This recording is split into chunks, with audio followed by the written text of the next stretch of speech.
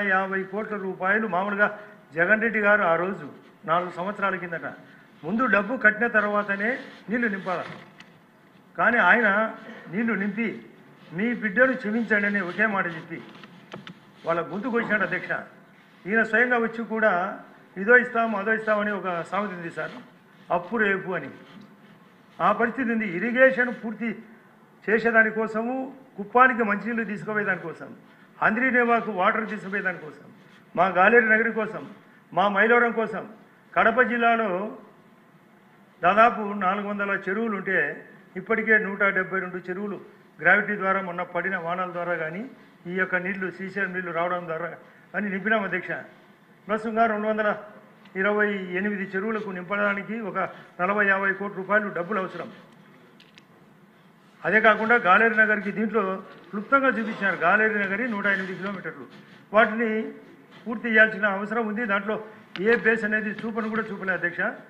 ఇది జ్యోతి నెహ్రూ గారు చెప్పినట్లు కార్పొరేషన్ పెట్టానా, ఆ కార్పొరేషన్ పెట్టిన మేరకు ఇది మూలధన వ్యయం కాబట్టి, ఇది అందరికీ అవసరం కాబట్టి, ఇది సోమశిలకు కూడా పోయేదానికోసం మా యొక్క గన్నా నది ఉపయోగించుకొని గండికోట నుంచి మైలవరం, మైలవరం నుంచి చెన్నూరు ద్వారా సోమశిలకు కూడా దాదాపు 30 టీఎంసీలు పంపించాం అధ్యక్ష.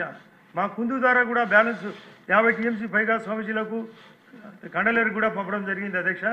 ఇది రాయలసీమలో మాది హార్టికల్చర్ జోన్ కాబట్టి, అందులో మాకు నాన్ సైక్లోన్ జోన్ కాబట్టి మేము హార్టికల్చర్కు, ఆక్వాకల్చర్కు, సెమీకల్చర్, సెరికల్చర్కు మరియు ఫ్లోరికల్చర్ కూడా ఉపయోగపడే ప్రాంతం అధ్యక్ష. మాకు చుట్టూ అటు బెంగళూరు కానీ, చెన్నై కానీ, హైదరాబాద్ కానీ బేస్డ్ అన్నీ 350 కిలోమీటర్ల లోపలే ఉండడం వలన మాకు ట్రాన్స్పోర్ట్ కూడా సులభంగా ఉంటుంది. మాది డ్రై జోన్ కాబట్టి విత్తనాలు కూడా స్టాక్ పెట్టుకునే దానికి మాకు మా యొక్క ఏరియా ఉపయోగపడుతుంది. కాబట్టి గౌరవ మంత్రి గారు పూర్తిగా పరిశోధనాత్మకంగా చెప్తున్నాడు కాబట్టి ఖచ్చితంగా ఈ పనులు చేయాల్సిన అవసరం ఉంది. పొద్దున్నే ఇక్కడికి వచ్చే ముందరగా కలెక్టర్ గారితో కూడా చర్చ పెడితే ఒక 50 కోట్ల రూపాయలు ఖచ్చితంగా చెరువులు నింపేదాని కోసం స్మాల్ లిఫ్ట్, మొబైల్ లిఫ్ట్ కూడా ఉంది అధ్యక్ష. మొబైల్ లిఫ్ట్ ద్వారా ఆ యొక్క చెరువులకు ఒక చోటు నింపి ఆ తల్లి చెరువు ద్వారా పిల్ల చెరువులకు ఆ విధంగా నింపేదానికి ఉంది. అదే కాకుండా మాకు ఎస్ఆర్బీసీ మధ్యలో బ్రేక్ చేసినారు అధ్యక్ష. ఇక్కడే గౌరవ మంత్రి గారు కూడా ఉన్నారు బీసీ జనార్దన్. కేవలం ఒక 200 కోట్లు ఖర్చు పెడితే 30,000 ఎకరాలు పారుదల జరుగుతుంది. అదే కాకుండా ఒకటి రాజోలి ఆనకట్ట ప్రకటన మన ముఖ్యమంత్రి గారు మైదుకూరుకు వచ్చినప్పుడు కూడా చెప్పడం జరిగింది. 4 నియోజకవర్గాలకు ఉపయోగపడేది. అది 3 టీఎంసీ. పదే మా కాన్స్టిట్యున్సీలో ఆ రిజర్వాయర్ కట్టకపోవడం వలన కుందు నది 7 పల్లెలు ఎప్పుడు ఈ రోజు కూడా మునుగలో ఉన్నాయి. ఎప్పుడు సబ్మెర్జే. ఈ సబ్మెర్జీ నివారణ కోసం రాజోలు నిర్మాణం జరగాల, ఎస్ఆర్బీసీ నిర్మాణం జరగాల, మా యొక్క బాకీ డబ్బులు కట్టాల.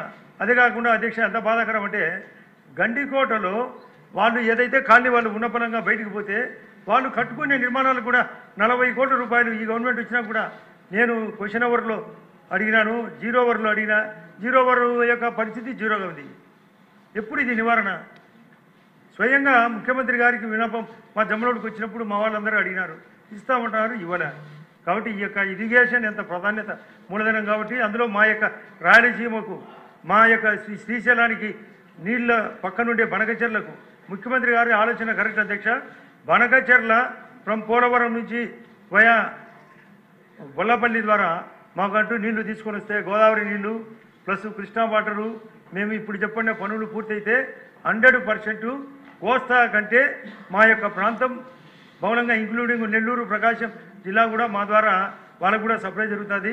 కాబట్టి మీరు ఈ యొక్క మంత్రి గారు ముఖ్యంగా గౌరవ ముఖ్యమంత్రి గారి దగ్గర చర్చ పెట్టి మా 6 జిల్లాలకు ఉపయోగపడేది మా యొక్క ఇరిగేషన్ అంటే రాయలసీమ 4 జిల్లాలు, అందులో మా రాయలసీమ అధ్యక్ష మాకు వెనుకబడిన జిల్లాలు కూడా మా కేంద్రం గుర్తించింది మన విభజన సమయంలో. అదే కాకుండా మా జిల్లా ఆస్పిరేషన్ జిల్లా. అదే కాకుండా కేంద్రం పూర్వోదయాన్ని రాష్ట్రాన్ని ప్రకటించింది. అందులో ఇరిగేషన్ ప్రధానంగా ఉంది. పూర్వోదయ